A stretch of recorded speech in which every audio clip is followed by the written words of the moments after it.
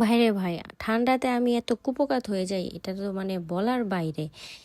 ঢাকায় এবার এত ঠান্ডা পড়ছে যে ঠান্ডাতে আমি পুরাই কুপোকাত হয়ে গেছি। লাস্ট 15-20 দিন যাব ঠান্ডা জ্বর কাশি মানে কোনো কিছু ছাড়তেছিল না।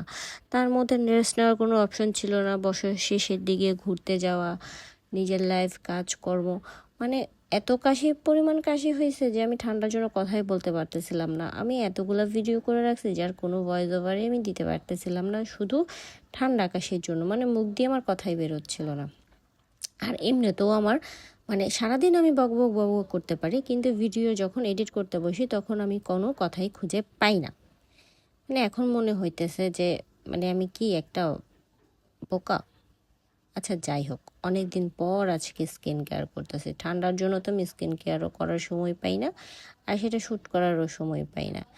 আজকে অনেক দিন পর মনে হইলো যে একটু রাত্রেবেলা স্কিনটাকে কেয়ার করি, কারণ ঠান্ডায় নাকি আমি কালা হয়ে গিয়েছি। সবাই বলে আমি নাকি কালো হয়ে গিয়েছি।